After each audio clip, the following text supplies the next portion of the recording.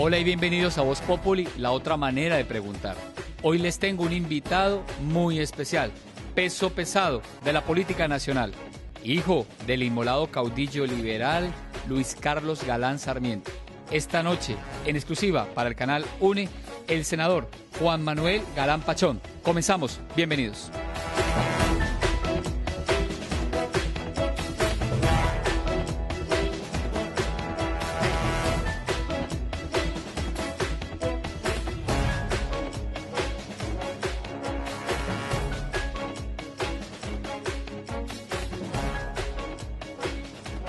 En efecto, como lo dije al comienzo del programa, está hoy en Voz Populi el senador liberal Juan Manuel Galán Pachón. Bienvenido y gracias por acompañarnos en el canal UNE. Muchísimas gracias por la invitación. Un saludo a todos los televidentes. Senador, comencemos como se debe, por el principio. Hagamos un poco de historia.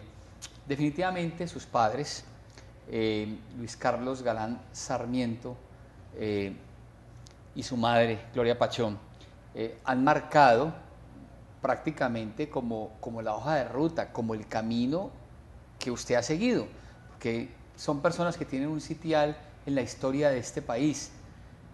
Durante los últimos años, la opinión pública, los medios hemos podido ser testigos del proceso de formación, del liderazgo, del ingreso a la Cámara Alta, al Senado de la República, en esta Colombia que tenemos hoy en el 2013. Y por ahí quiero arrancar. ¿Cómo analiza, cómo compara usted brevemente la Colombia que le tocó vivir a su padre a la que usted vive hoy como senador? Bueno, pues en ese momento Colombia vivía bajo una zozobra causada por la amenaza de los carteles del narcotráfico. En ese momento el fenómeno del narcotráfico era distinto a lo que es hoy el fenómeno del narcotráfico en Colombia. Eran carteles mucho más unificados, con grandes capos que tenían una vida útil, por decirlo de alguna manera, criminal de 20 años más o menos. Hoy un capo tiene una vida útil de 6 meses aproximadamente cuando asume el control de una banda criminal, pues la policía rápidamente logra capturarlo y neutralizarlo y hasta extraditarlo. Y en ese momento, precisamente hablando de extradición, ese era el gran miedo que tenían los narcotraficantes. La lucha de mi padre era por alertar a la sociedad en ese momento del peligro que representaba el narcotráfico, y en eso se vio muy solo, se vio arando en el desierto prácticamente, arando en el mar, porque muy pocas personas lo escucharon y entendieron el mensaje que él estaba dando en ese momento, que no era un mensaje moralista, ni maniqueo, ni de buenos y malos, sino de el principal desafío que tenía la sociedad en ese momento, que era el narcotráfico y el poder de penetración e intimidación que el narcotráfico tenía, y de corrupción también de las instituciones. Y eran instituciones en ese momento tremendamente débiles y desprovistas de cualquier capacidad de reaccionar frente a esa amenaza de los criminales narcotraficantes. Hoy en día yo creo que tenemos otro tipo de instituciones un poco más fuertes, con más capacidad de reacción frente a ese desafío y esa amenaza. Y digamos en términos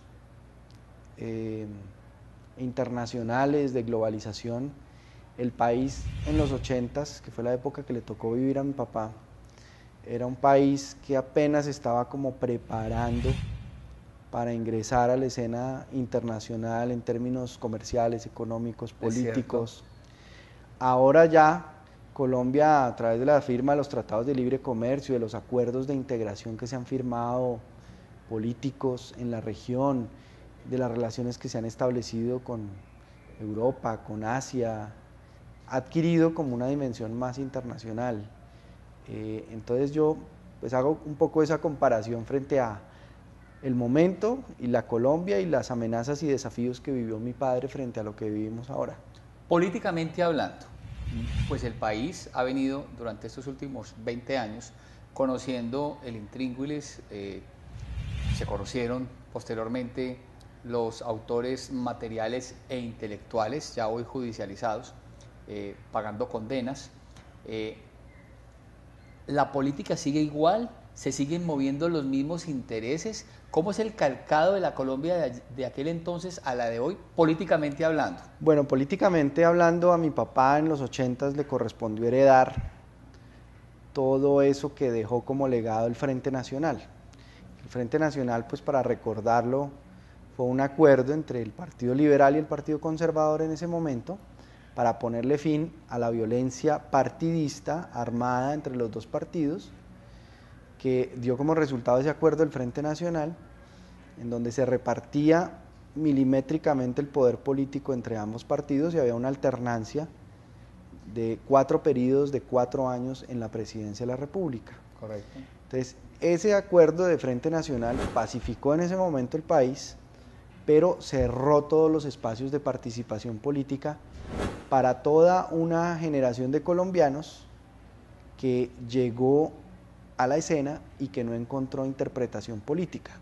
Me refiero a que Colombia, entre la violencia de los 50 y los años 80, pasó de ser un país rural a ser un país urbano. Éramos un 70% rurales en esa década de los 50, después del 9 de abril y el asesinato de Jorge Eliezer Gaitán, a ser en los 80 en un 70% urbanos. Y empezó a aparecer una clase media, profesional, urbana, que empezó a generar ese voto de opinión que no se sentía interpretada ni por liberales ni por conservadores, pero los espacios políticos de participación estaban cerrados y prácticamente la única opción era la guerrilla, que proponía una interpretación política pero por la vía armada.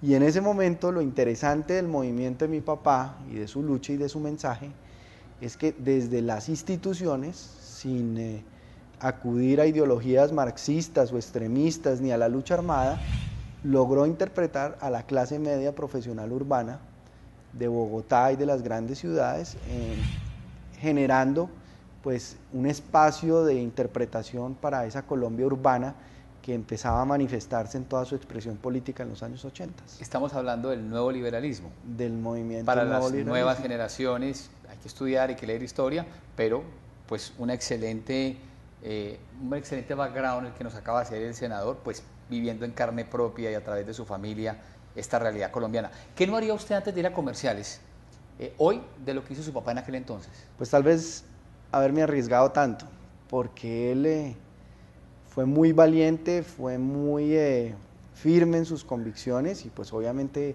ese fue el ejemplo que nos dejó, pero yo creo que él no midió el peligro que lo acechaba y tal vez si se hubiera cuidado un poco más lo tendríamos hoy como expresidente de Colombia.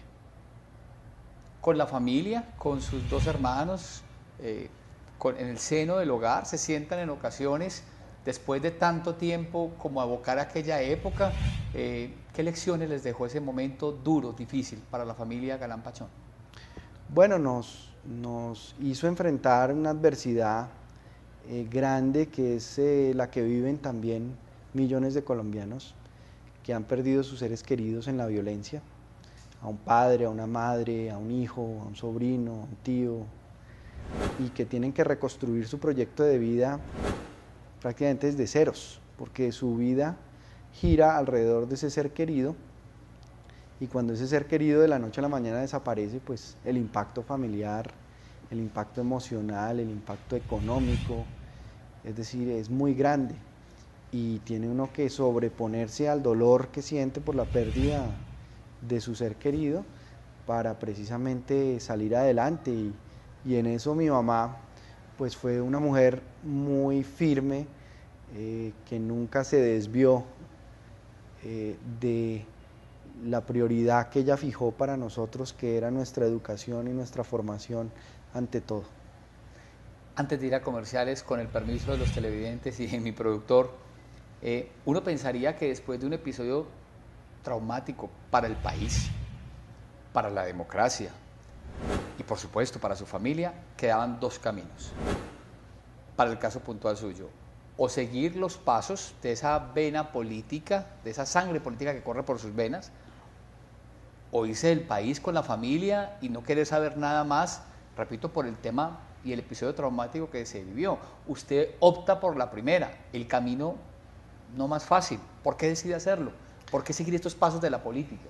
Yo creo que por la formación que recibimos de mi papá, por los valores que él nos inculcó en términos de amor por el país, amor por Colombia, la manera como nos llevaba a las giras, a recorrer el país, a conocer sus realidades, como nos hablaba de los problemas de Colombia, pero también nos hablaba mucho de las oportunidades de Colombia y de cómo a él lo apasionaba lograr que esas oportunidades se concretaran para cambiarle la vida a millones de colombianos. Entonces, todas esas giras, esas experiencias que vivimos de infancia, esas conversaciones con él, nos marcaron profundamente, nos inculcaron y nos dejaron como un ejemplo y unos principios y una manera de pensar y de sentir hacia el país que por supuesto quedó indeleble a pesar del golpe pues tan duro que recibimos con su asesinato. ¿Usted cree que Colombia sería hoy distinta si su padre hubiese sido presidente? Yo creo que el proceso histórico habría empezado a cambiar en Colombia. Mi papá siempre hablaba de los procesos históricos. Él creía que la solución no estaba en que una persona ocupara un cargo, por importante que fuera, la presidencia de la República, sino que cada generación, con sus aciertos y errores, construía un poco más nuestras instituciones, nuestro país, generaba oportunidades de desarrollo y nosotros, cada vez que había relevo generacional, pues asumíamos los errores y aciertos de las generaciones anteriores. Y él decía que lo que cuenta es la conciencia colectiva y lo que cuenta son los procesos históricos. Y yo creo que él habría iniciado un proceso histórico similar al que inició en el liberalismo y en Colombia Alfonso López Pumarejo, cuando asumió el poder en los años 30 y lanzó la famosa República Liberal, la Revolución en Marcha, y todas esas reformas que vivió Colombia en los años 30 liberales, en cuanto al reconocimiento de los sindicatos, una cantidad de transformaciones desde el Partido Liberal y desde el liberalismo, impulsó a toda una generación de jóvenes que llegaron a la política en esa época con él, Alberto Lleras Camargo, Carlos Lleras Restrepo, bueno, una cantidad de gente que después tuvo un papel protagónico en la escena política nacional. Yo creo que él habría lanzado ese proceso. Carlos Lleras Restrepo, a quien posteriormente su padre le recibe tanto de su modelo, de su estilo estadístico. Vamos a una pausa comercial. Es inevitable sustraerse al estar en presencia del senador Juan Manuel Galán de hablar de un hombre que, como Luis Carlos Galán Sarmiento, se escribe en mayúscula. Pero después de una breve pausa, en segundos, en el segundo y último bloque de Vox Populi, nos concentraremos en temas de agenda nacional y local para concluir, no finalizar, sin ir a nuestra acostumbrada sección o segmento de preguntas y de nombres para respuestas cortas. No se cambie de canal, que en segundos continuamos aquí en Vox Populi de UNI. Ya volvemos.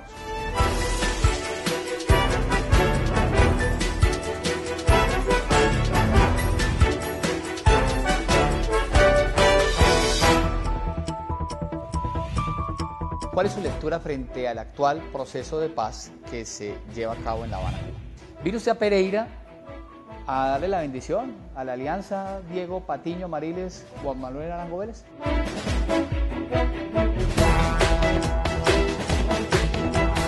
Voy a dar unos nombres y me dice lo primero que se le ocurre a la cabeza. Álvaro Uribe Vélez, John Jairo Velázquez alias Popeye, Pablo Escobar Gaviria.